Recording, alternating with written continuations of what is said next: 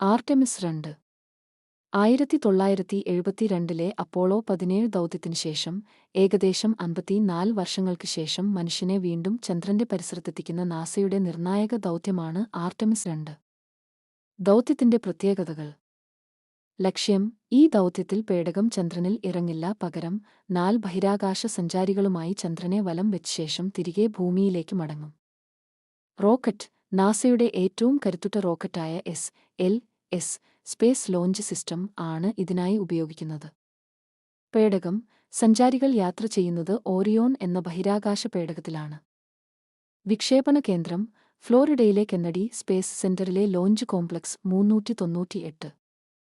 ഭൂമിയിൽ നിന്ന് ഏറ്റവും അധികം ദൂരം സഞ്ചരിച്ച മനുഷ്യർ എന്ന റെക്കോർഡ് ആർടെമിസ് 2 ദൗത്യസംഘം സ്വന്തമാക്കി.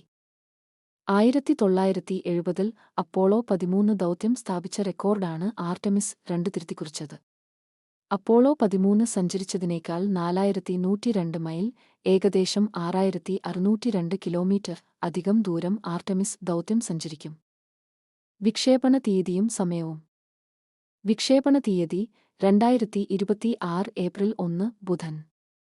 അമേരിക്കൻ സമയം 6:35 PM ഏപ്രിൽ 1.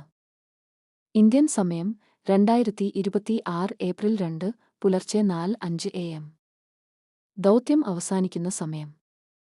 ദൗത്യദൈർഘ്യം ഏകദേശം 10 ദിവസം.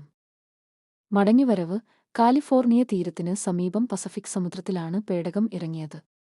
ശനിയാഴ്ച ഏപ്രിൽ 11 രാവിലെ ഇന്ത്യൻ സമയം 5:37 ഇത്. ആർടെമിസ് 2 സംഘാംഗങ്ങൾ. ചരിത്രപരമായ നേട്ടങ്ങൾ. ഈ ദൗത്യത്തിൽ 4 അംഗങ്ങളാണ് ഉൾപ്പെട്ടിരിക്കുന്നത്. ഓരോരുത്തരും ഓരോ ചരിത്രപരമായ പ്രത്യേകതകൾ വഹിക്കുന്നു. റീഡ് വൈസ്മാൻ, ദൗത്യത്തിന്റെ കമാൻഡർ. ക്രിസ്റ്റീന കോച്ച്, ചന്ദ്രദൗത്യത്തിൽ പങ്കാളിയാകുന്ന ആദ്യ വനിത. ലോ എർത്ത് ഓർബിറ്റ് ഭേദിച്ച് അതിനപ്പുറത്തേക്ക് സഞ്ചരിക്കുന്ന ആദ്യ വനിത. ഭൂമിയിൽ നിന്നും ഏറ്റവും കൂടുതൽ ദൂരം ബഹിരാകാശത്തേക്ക് സഞ്ചരിക്കുന്ന വനിത എന്ന റെക്കോർഡും ഈ ദൗത്യത്തോടെ ഇവർക്ക് സ്വന്തമാകും.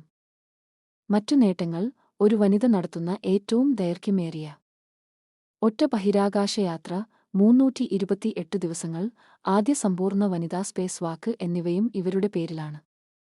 വിക്ടർ ഗ്ലോവർ, ചന്ദ്രദൗത്യത്തിൽ പങ്കാളിയാകുന്ന ആദ്യത്തെ കറുത്ത വർഗ്ഗക്കാരൻ. ജെറമി ഹാൻസൺ, കനേഡിയൻ സ്പേസ് ഏജൻസിയിൽ നിന്നുള്ള യാത്രികൻ. ചന്ദ്രനിലേക്ക് യാത്ര ചെയ്യുന്ന ആദ്യത്തെ അമേരിക്കക്കാരനല്ലാത്ത വ്യക്തി. ഓർക്കുക, ആർടെമിസ് ദൗത്യം ചന്ദ്രനിൽ മനുഷ്യനെ ഇറക്കാൻ ലക്ഷ്യമിടുന്നതിന്റെ തൊട്ടുമുൻപുള്ള ഘട്ടമാണ്.